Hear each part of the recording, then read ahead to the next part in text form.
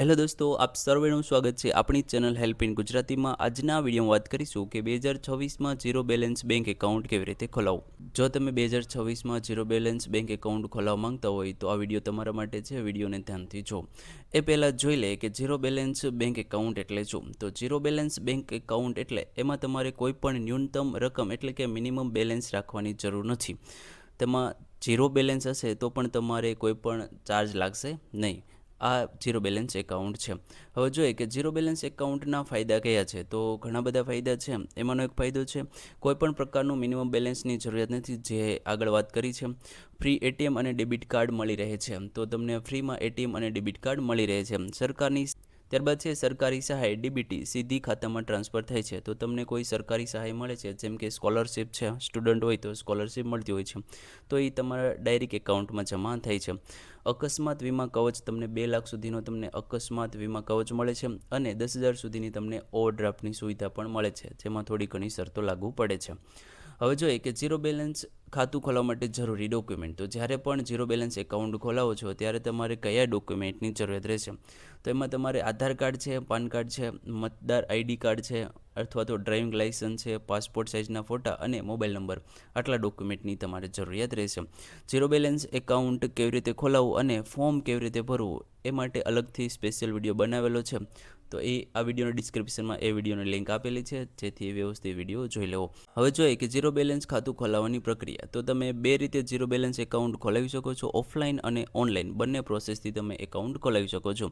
જો તમારે ઓફલાઈન પ્રક્રિયાથી એકાઉન્ટ ખોલાવવું હોય તો તમારી નજીકની જે પણ બેંક શાખા છે ત્યાં તમારે જવાનું રહેશે. ત્યારબાદ ત્યાં જનધન એકાઉન્ટ ઓપનિંગ ફોર્મ તમારે માંગવાનું રહેશે, અથવા તો ઝીરો બેલેન્સ એકાઉન્ટ ફોર્મ કહેશો તો પણ તમને એ ફોર્મ આપી દેશે. એ ફોર્મ તમારે વ્યવસ્થિત ભરવાનું રહેશે. જે ફોર્મમાં વિગતો હોય છે, જેમ કે નામ છે, સરનામું છે, મોબાઈલ નંબર છે, આધાર નંબર છે વગેરે તમારે ભરવાનું રહેશે. ત્યારબાદ જરૂરી ડોક્યુમેન્ટની ઝેરોક્સ એની સાથે જોડવાની રહેશે. ફોર્મ સબમિટ કરવાનું રહેશે અને થોડા જ દિવસમાં તમારું એકાઉન્ટ ખોલી દેવામાં આવશે અને એકાઉન્ટ એક્ટિવ પણ થઈ જશે. હવે જોઈએ કે ઝીરો બેલેન્સ એકાઉન્ટ ઓનલાઈન પ્રક્રિયાથી કેવી રીતે ખોલાવવું. જો તમારે કોઈ પણ બેંક શાખાની મુલાકાત કરવી નથી, ઘરે બેઠા તમારે એકાઉન્ટ ખોલાવવું છે, તો પણ તમે ખોલાવી શકો છો. જેની માટે તમારે એક સારો સ્માર્ટફોન, તેમાં ઇન્ટરનેટ કવરેજ હોવું જોઈએ અને સારો કેમેરો હોવો જોઈએ. તો તમે ઝીરો બેલેન્સ બેંક એકાઉન્ટ ખોલાવી શકો છો અને જોડે જે પણ ડોક્યુમેન્ટ છે એ ડોક્યુમેન્ટ તમારે જોડે રાખવાના છે.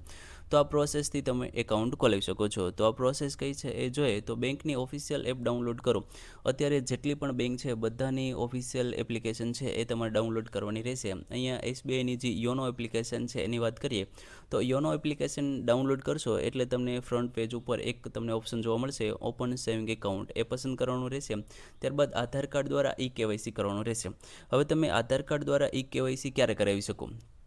જો તમારો મોબાઈલ નંબર આધાર કાર્ડ સાથે લિંક થયેલો હોય તો જ તમે આ ઓનલાઈન પ્રોસેસથી એકાઉન્ટ ખોલાવી શકો છો અને આધાર કાર્ડ દ્વારા કેવાયસી કરી શકો છો. એ જરૂરી છે. ત્યારબાદ વિડીયો કેવાયસી તમારે પૂર્ણ કરવાનું રહેશે. બેંક દ્વારા તમને વિડીયો કેવાયસી કોલ કરવામાં આવશે અને તમને જે પણ ક્વેશ્ચન પૂછે એ વિડીયોમાં તમારે આન્સર આપવાના રહેશે. હવે તમારો એકાઉન્ટ ખોલી જશે. તો આ પ્રોસેસથી તમે એકાઉન્ટ ખોલાવી શકો છો. હવે જોઈએ કે ઝીરો બેલેન્સ એકાઉન્ટ કોણ ખોલાવી શકે. તો ઝીરો બેલેન્સ એકાઉન્ટ છે 10 વર્ષથી વધુ ઉંમરના કોઈ પણ ભારતીય હોય આ એકાઉન્ટ ખોલાવી શકે છે. જેમ કે વિદ્યાર્થીઓ છે, ગૃહિણી છે, મજૂર વર્ગ છે, બેરોજગાર લોકો છે વગેરે એકાઉન્ટ ખોલાવી શકે છે. 10 વર્ષથી ઉંમરની કોઈ પણ ભારતીય વ્યક્તિ હોય આ એકાઉન્ટ ખોલાવી શકે છે. થોડી મહત્વની બાબતોની વાત કરીએ તો ખાતું ખોલાવવાની સાથે સાચી માહિતી આપો. જ્યારે પણ તમે ઓનલાઈન અથવા તો ઓફલાઈન એકાઉન્ટ ખોલાવો છો ત્યારે તમારે વ્યવસ્થિત સાચી માહિતી આપવી જરૂરી છે. મોબાઈલ નંબર હંમેશા અપડેટ રાખો, એટલે કે આધાર કાર્ડ જોડે તમારો મોબાઈલ નંબર લિંક થયેલો હોવો જોઈએ. એટીએમ પિન અને ઓટીપી કોઈ વ્યક્તિ જોડે શેર કરવો ન જોઈએ. આટલી વાતનું ધ્યાન રાખવું જોઈએ. તો આ બે પ્રોસેસ છે, ઓનલાઈન અને ઓફલાઈન. એ બંને પ્રોસેસની મદદથી તમે ઝીરો બેલેન્સ બેંક એકાઉન્ટ ખોલાવી શકો છો. જો મિત્રો તમને આ વિડીયો ગમ્યો હોય તો જરૂરથી લાઇક કરી દેજો, ચેનલને સબસ્ક્રાઇબ કરી દેજો. ધન્યવાદ.